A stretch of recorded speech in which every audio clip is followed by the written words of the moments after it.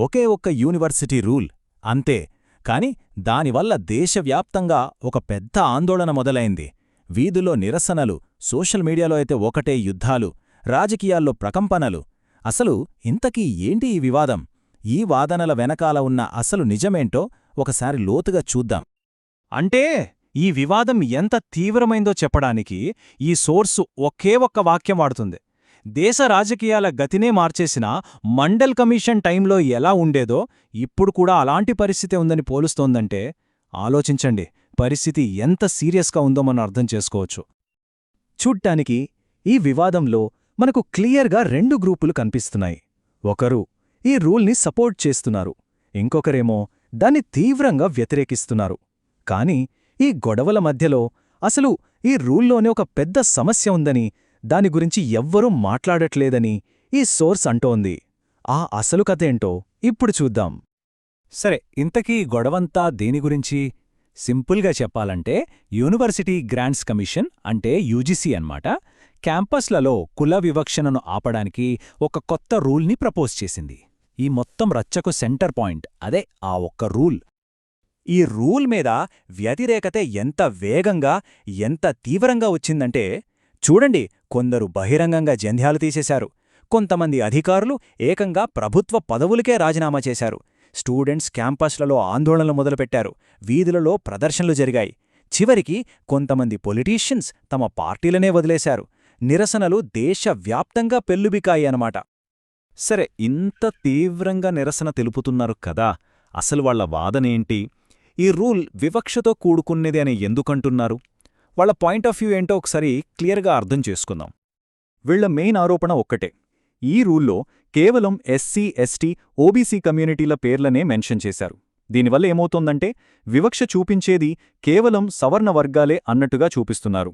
ఇది తమ కమ్యూనిటీని టార్గెట్ చేసి దోషులుగా నిలబెడుతోంది అనేది వాళ్ల వాదన. అయితే ఈ ఆరోపణకు ఈ సోర్స్ ఒక స్ట్రాంగ్ కౌంటర్ ఆర్గ్యుమెంట్ ఇస్తోంది. హిస్టారికల్గా, సోషల్గా ఉన్న కొన్ని ఫ్యాక్ట్స్ ఆధారంగా ఇలా ఒక వర్గాన్ని స్పెసిఫిక్గా టార్గెట్ చేస్తూ చట్టాలు చేయడం వెనుకున్న లాజికేంటో వివరిస్తోంది.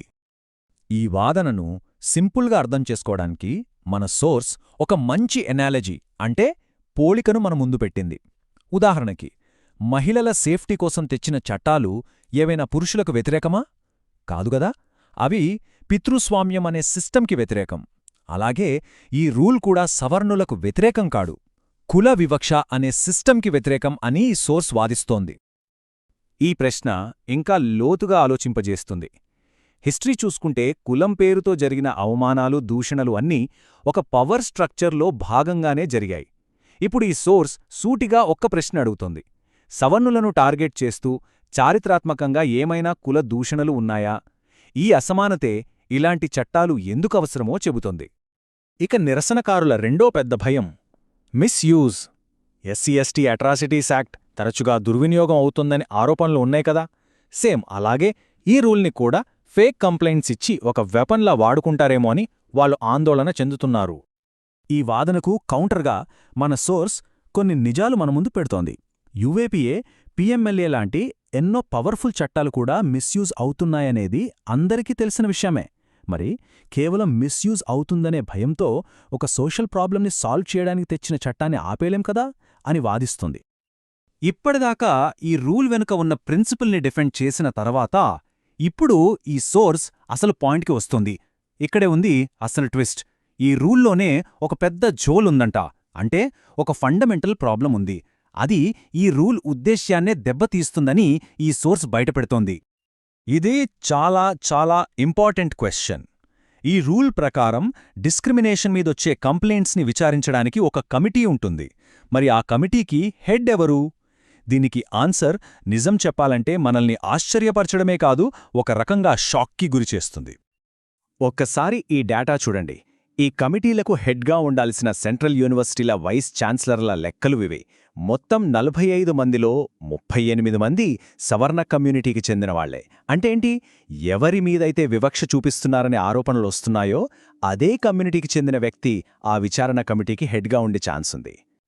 ఈ పవర్ ఇంబ్యాలెన్స్కి ఈ నంబర్ ఒక పెద్ద ఉదాహరణ. అణగారిన వర్గాల కోసం రిజర్వ్ చేసిన ప్రొఫెసర్ పోస్టులలో 80% పైగా అవును, మీరు విన్నది కరెక్టే. 80% కంటే ఎక్కువ పోస్టులు ఖాళీగా ఉన్నాయి. అంటే డెసిషన్ మేకింగ్లో, సిస్టంలో వాళ్ళ రిప్రజెంటేషన్ దాదాపు లేనట్టే. ఇది కేవలం ఒక నంబర్ కాదు, ఇది సిస్టమ్ ఫెయిల్యూర్. మరి ఈ డేటా చూశాక ఒక ప్రశ్న వస్తుంది. ఈ రూల్ నిజంగా న్యాయం చేయగలదా? దీనిలో ఉన్న ఈ స్ట్రక్చరల్ ప్రాబ్లమ్స్ వల్ల ఇది ఎలా ఫెయిల్ అయ్యే అవకాశముందో ఇప్పుడు కొంచెం డీటెయిల్గా చూద్దాం. Problem number 1.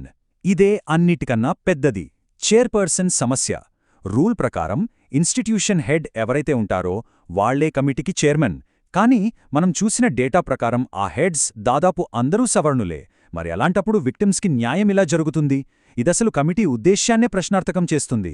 సింపుల్గా చెప్పాలంటే పరిష్కారం చూపించాల్సిన సిస్టంలోనే ప్రాబ్లముంది.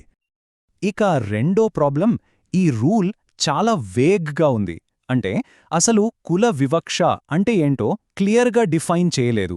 చిన్న చిన్న అవమానాలు, మార్క్స్లో తేడాలు చూపించడం, సరిగ్గా గైడెన్స్ ఇవ్వకపోవడం, ఇవన్నీ వివక్ష కిందికి వస్తాయా రావా అన్నది ఆ చైర్పర్సన్ ఇష్టం మీద ఆధారపడి ఉంటుంది. ఈ వాక్యం పవర్ ఇంబ్యాలెన్స్ ఎంత డేంజరస్సో చెబుతుంది. గతంలో ఫేక్ కంప్లైంట్స్ ఇస్తే శిక్షించే ఒక రూల్ ఉండేదట. కానీ ఏం జరిగిందంటే పవర్లో ఉన్నవాళ్లు ఆ రూల్ని అడ్డం పెట్టుకుని కంప్లైంట్ చేసిన విక్టిమ్స్నే దోషులుగా నిలబెట్టేవారు. అందుకే ఆ రూల్ని తీసేయాల్సొచ్చింది. దీన్ని బట్టి సిస్టమ్ ఎంత బయాజ్డ్గా ఉండగలదో అర్థం చేసుకోవచ్చు. సో ఒకవైపు చూస్తే నిరసనలు, ఇంకోవైపు చూస్తే రూల్లోనే ఇన్ని ప్రాబ్లమ్స్. దీంతో మన సోర్స్ ఒక డౌట్ రైజ్ చేస్తోంది. ఇంత వీక్గా ఉన్న రూల్ని తీసుకురావడం వెనక ఏదైనా పొలిటికల్ స్ట్రాటజీ ఉందా? ఇక్కడ చెప్పే థీరీ ఏంటంటే ఇదంతా కావాలనే చేసిన ఒక ప్లాన్ కావచ్చు. ఇలాంటి ఒక ప్రాబ్లమాటిక్ రూల్ తీసుకురావడం వల్ల గవర్నమెంట్కి 2 లాభాలు. ఒకటి, సవర్ణుల నుంచి నిరసనలు వస్తాయి, కానీ రూల్ వీక్గా ఉండటం వల్ల వాళ్లకేమీ నష్టం జరగదు. 2, అణగారిన వర్గాల కోసం మేమేదో చేస్తున్నామని చెప్పుకోవచ్చు. అంటే అసలు సమస్యల నుంచి డైవర్ట్ చేయడానికి ఇదంతా ఒక పొలిటికల్ డ్రామానా? ఫైనల్గా ఈ అనాలిసిస్ అంతా మనల్ని ఒకే ఒక ఫండమెంటల్ క్వశ్చన్ దగ్గరికి తీసుకొస్తుంది. ఈ మొత్తం గొడవ, ఈ ఆందోళనలన్నీ కేవలం ఒకే ఒక్క రూల్ చుట్టూ తిరుగుతున్నాయి. కాని అసలు పోరాటం చేయాల్సింది ఒక రూల్తోనా, లేకపోతే ఈ వివక్షకు, ఈ అసమానతలన్నింటికీ మూల కారణమైన కుల వ్యవస్థతోనా?